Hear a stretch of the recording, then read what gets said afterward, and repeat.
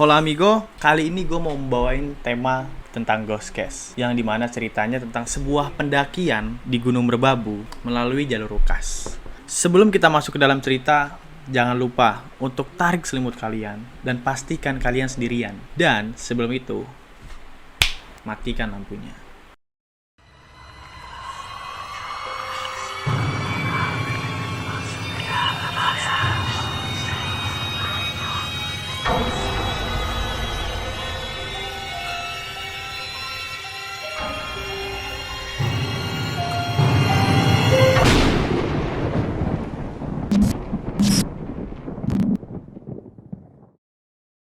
Cerita ini gue dapat dari Kaskus, dan cerita ini juga menjadi top treat pada saat itu.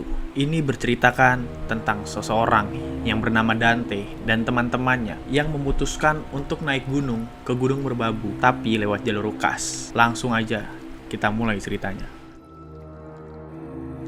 Perkenalkan, nama gue Dante. Ini cerita gue dan teman-teman gue pada saat ingin menanjaki Gunung Merbabu via jalur Ukas. Skip cerita, mereka melakukan perjalanan dari Pasar Senen pukul 11.30 dan sampai di Lempuyangan pukul 20.35. Kondisi di Jogja pada saat itu cukup gerimis. Mereka memutuskan untuk berteduh dan ngegembel di Malioboro.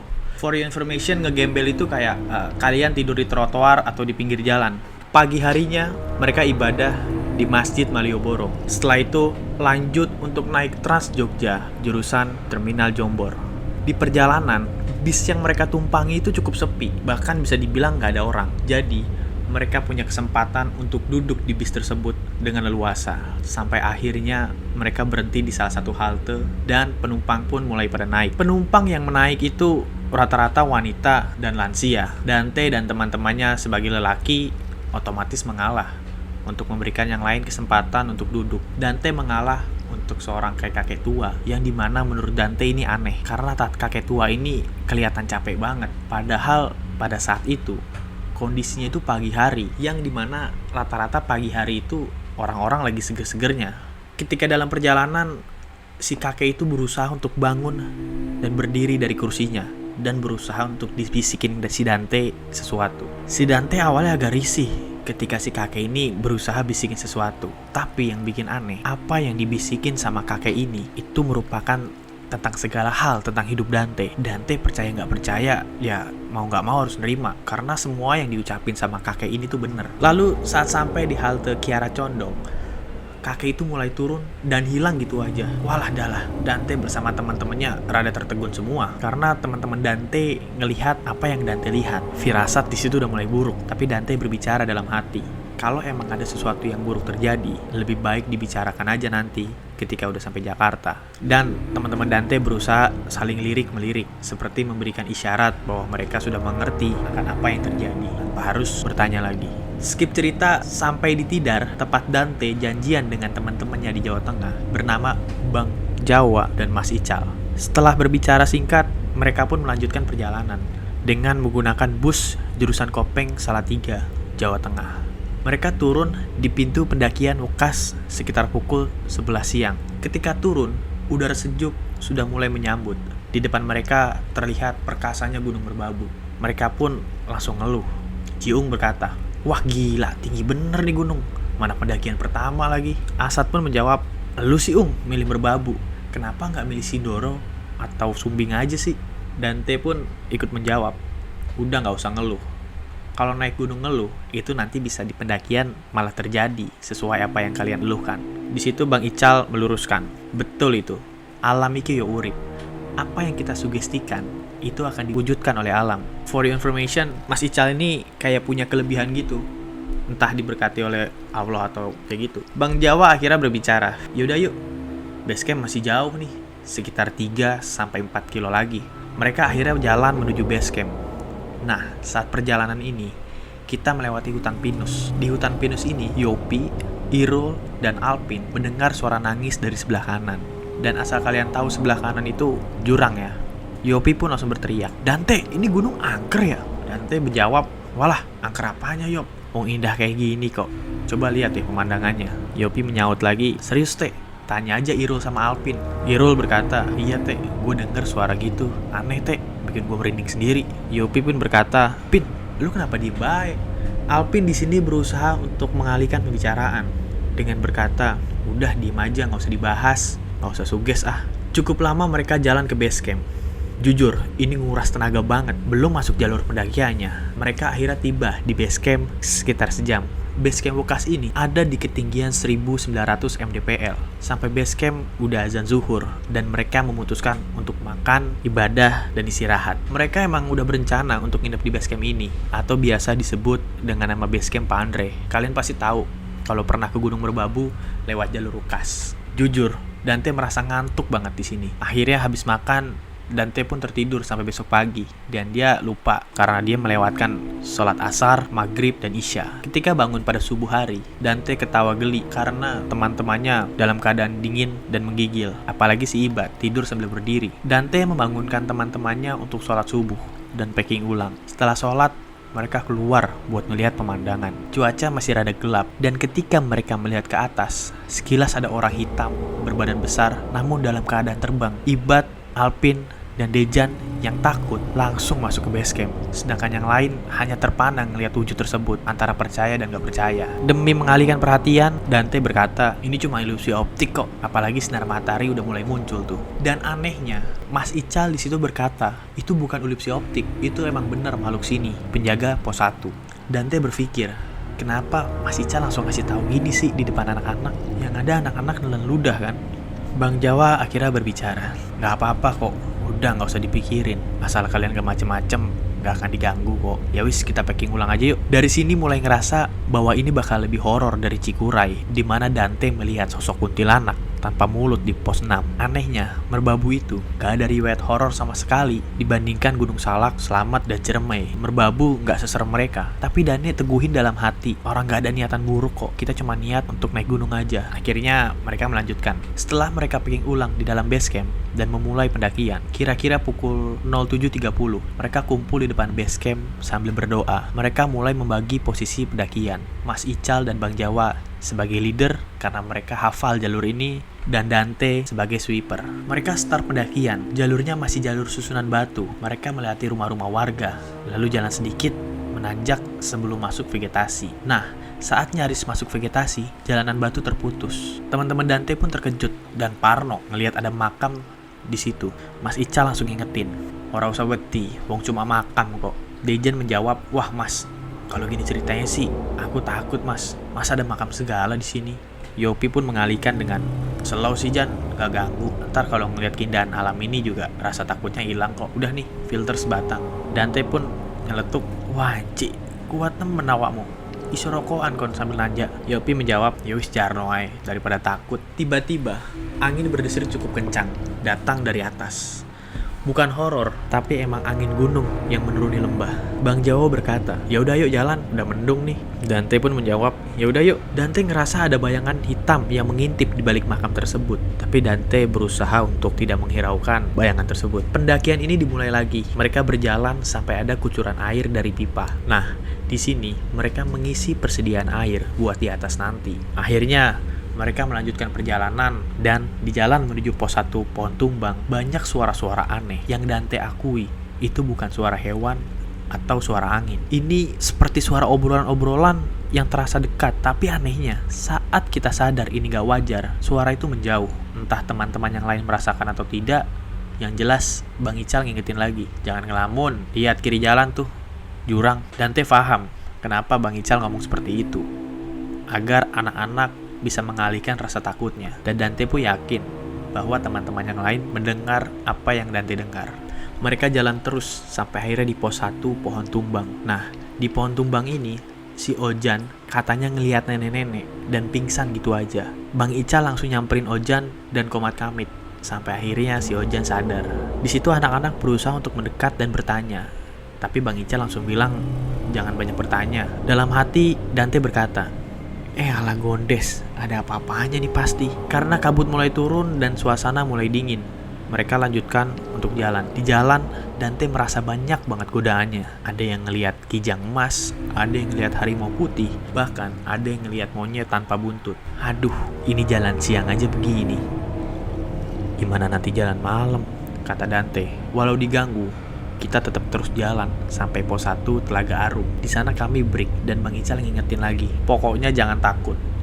Kita jalan aja terus. Rest berapa menit di Dante? Dante menjawab, 10 menit aja mas. Serasa cukup breaknya, mereka melanjutkan jalan menuju pos 2. Ya, emang di pos 2 itu kita berencana untuk ngecamp selama 3 hari 2 malam. Selama perjalanan menuju pos 2 itu gak terlalu banyak godaannya, hanya sekelebet bayangan di belakang yang terus ngikutin. Dante selalu berpikir positif thinking aja di situ. Mungkin monyet atau hewan yang lain. For your information, jalur bekas ini emang banyak banget monyetnya dan juga lebah. Ibarat lautan, ini tuh kayak lautan bunga dandelion gitu. Jadi saran aja kalau mau ke sana hati-hati sama monyet dan lebahnya juga. Setelah 4 jam perjalanan, mereka tiba di pos 2 Wekas. Kira-kira jam 11.30. Di pos 2 ini Dante terpana. Dinding-dinding pegunungan di sebelah kanan dari arah datang begitu mempesona buat Dante. Dante berusaha untuk mengelilingi pos 2 tersebut dan ternyata di sana ada jurang. Dante mendekati bibir jurang tersebut sampai akhirnya Dante semakin terpesona karena di bawahnya ada air terjun yang lumayan deras tapi terlihat cukup jauh di dasar jurang. Dan tiba-tiba Bang Ical bisikin Dante seperti ini,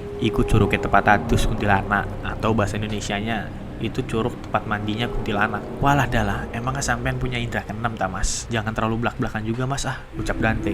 Dante sebenarnya tidak takut dengan hal-hal seperti ini, namun cukup merinding juga kalau harus dijelasin. Lalu Dante mengalihkan pembicaraan, ya wes mas, kita pasang tenda aja yuk, sekalian siapin makan nih buat nanti siang. Setelah tenda selesai dipasang dan makan siang tersaji, mereka pun makan siang. Udara terasa lembab, walau matahari terik siang itu. Wajar sih, pos 2 ini ketinggiannya 2500 mdpl.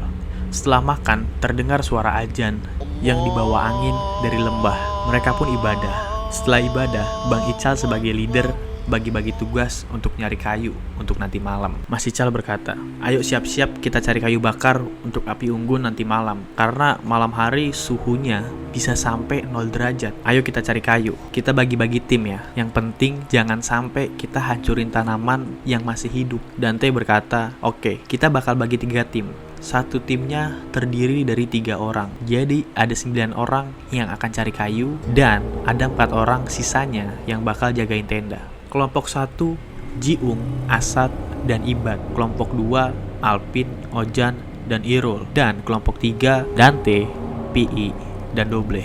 Dejan, Bang Jawa, sama Bang Ical, dan Yopi juga jaga tenda. Oke, kita cari kayu, jangan mencar, dan jangan hilang-hilang. Mereka pun mencari kayu tanpa ada gangguan sama sekali. Ya, setidaknya itu yang Dante rasakan. Gak tahu kalau kelompok yang lain. Yang jelas Dante nikmatin banget nyari kayu sambil lihat-lihat pemandangan yang ada. Dante melihat ada monyet yang lompat-lompat dari pohon satu ke pohon yang lain. Setelah lumayan lama nyari kayu, Dante mutusin buat balik ke tenda dengan kelompoknya sambil membawa kayu yang cukup banyak. Saat tiba di tenda, kelompok lain sudah sampai semua. Cuma anehnya, si Ojan ini menggigil kedinginan. Ya emang, saat itu udara cukup dingin, angin terus bertiup. Tapi kondisi saat itu lagi terik-teriknya, ada hangatnya kok. Dante yang awalnya positive thinking kalau dia emang kedinginan, tiba-tiba Bang Ical memegang tengkuk si Ojan dan melakukan tarikan gaib kayak di film Tukul Arwana atau film-film Kiprana gitu. Dan tiba-tiba Ojan tertidur. Terus Bang Ical bilang, kan udah saya bilang jangan cabut pohon atau tanaman yang masih hidup. Dante pun bertanya, emang Ojan kenapa mas? Bang Ical menjawab, itu si Ojan matahin kayu yang ternyata itu tempat siluman monyet. Waduh, anak-anak yang mendengar ini makin parno. Kenapa Bang Ical selalu gini ya? Semua cuma bisa diem tanpa bahasa. Waktu terus berjalan, udara semakin dingin, kabut pun mulai turun. Jarak pandang di sekitar tenda mulai menipis. Semua mulai pakai palkanya masing-masing. Mereka akhirnya masuk tenda dan suara azan pun terdengar. Sepi kondisi pos 2 saat itu. Cuman ada mereka dan 2 pendaki yang ngambil posisi cukup jauh dari pos 2 atau ke arah puncak. Mereka pun ibadah. Saat sholat di dalam tenda, tenda mereka seperti dilemparin pasir atau kerikil batu. Setelah mereka cek, ternyata gak ada siapa-siapa di luar. Dante sempat berpikir, mungkin orang atau monyet yang iseng. Tapi ini bener-bener gak ada siapa-siapa di luar. Flysheet juga kencang banget. Andai ketiup angin, pasti penyangga depannya rubuh. Mereka terus berusaha untuk positive thinking. Untuk mecahin suasana, Dante berusul ke teman-teman yang ada buat keluar dari tenda untuk ngerokok dan ngopi. Teman-teman di tenda akhirnya keluar. Dan saat keluar, udara terasa menusuk hingga tulang sore itu. Yopi berkata, dingin banget teh. Gak kuat gua kalau dinginnya begini. Dante pun menjawab, lama-lama juga biasa Yop. Dengan konyol, Irul pun berkata, gua kira dinginnya sama kayak AC rumah gua. Semua langsung ketawa dengar kata-kata Irul. Mereka ngopi sampai nyaris maghrib. Mereka bercanda-canda hingga waktu penentu teror datang. Ya, maghrib. Tentu kami gelar matras dan tikar plastik di luar, dan kami pun menyalakan api unggun dan memulai sholat di atas matras. Hangatnya mulai terasa. Setelah melaksanakan sholat, mereka ngobrol dan bercanda dibarengi dengan ketawa bareng-bareng. Hingga tiba-tiba tawa mereka berhenti karena ada ketawa asing yang ikut gabung di ketawa mereka. Dobleh berkata, "Wah, siapa ini ketawa kayak cewek?" Yopi menjawab, "Alah, itu Irul tuh suaranya kayak cewek." Pi pun berkata, "Jangan sompral lah Rul, jangan bikin takut loh." Irul dengan polosnya berkata, "Anjir, ini bukan gua, demi Tuhan, ini bukan gua." Mas Ical pun dengan polosnya memberitahu anak-anak dengan berkata, "Coba deh kalian lihat di atas pohon sebelah kanan. Jancuk, itu 3 kuntilanak. Itu penampakan beneran, bukan hanya Dante saja yang melihat." Jujur, Dante nggak takut sama hal-hal seperti ini. Tapi ya, risih juga kalau sampai harus nunjukin wujudnya dong. Mereka melongo ngeliatin makhluk tersebut terbang ke sana kemari. Teman-teman Dante pun berusaha nutup kepala pakai kupluk. Teman-teman Dante pun berusaha nutupin kepala mereka pakai kupluknya Palka. Dante berkata, "Ini konyol banget, bakal gak enak nih perjalanan." Akhirnya mereka mutusin buat masuk tenda semua. Sedangkan Bang Ical tetap di luar untuk jaga-jaga. Di dalam tenda, semua langsung pada menggunakan sleeping bag-nya masing-masing. Tetapi naas, Dante terjaga karena gak bisa tidur. Yang lain juga pasti gak bisa tidur karena suhu tiba-tiba dingin banget. Mas Ical masuk ke tendanya. Flysheet depan tendanya Dante, frame penyangga, itu akhirnya dilepas supaya nutupin pintu tenda. Sekitar setengah jam hening, bahkan azan Isya pun tidak terdengar sama sekali. Dante terus berusaha untuk tidur, tapi tetap aja gak bisa. Dan tiba-tiba, tenda berbunyi. Dante berpikir itu angin atau mungkin hujan. Terus Yopi pun bilang, "Teh, masukin sepatu gua, Teh, takut basah di luar." Asad pun bilang, "Iya, Teh, sepatu gua juga. Posisi lu kan di depan pintu tuh, keluarin aja tangan lu." Dante akhirnya membuka seret tenda. Tangannya keluar dan aneh, gak ada hujan sama sekali. Tapi tenda masih terus berbunyi. Tiba-tiba tangan Dante ada yang megang. Dante berusaha untuk angkat flysheet-nya dan itu kosong, gak ada apa-apanya. Dante masih bingung siapa yang tadi pegang tangannya. Tiba-tiba Irul bilang, Teh, tutup Teh, bego itu pintunya. Coba lu lihat depan lu." Dejan pun ikut bilang, "Tutup Teh, anjir, itu depan lu apaan?" Bajingan, itu kuntilanak dengan wajah penuh darah dan wanci. Kuntilanak itu natap persis ke wajah Dante. Dante langsung menutup flysheet dengan rasa takut luar biasa sambil mengucap, Udah tidur gece, jangan baik bacot deh." Itu merupakan cerita part 1. Emang sih belum ada serem-seremnya, tapi tenang aja. Di cerita di part 2 nanti, di situ akan terkuak semua horor yang ada di cerita ini. Terima kasih, jangan lupa komen, like, subscribe. Sekian dari gue, Bella Ciao.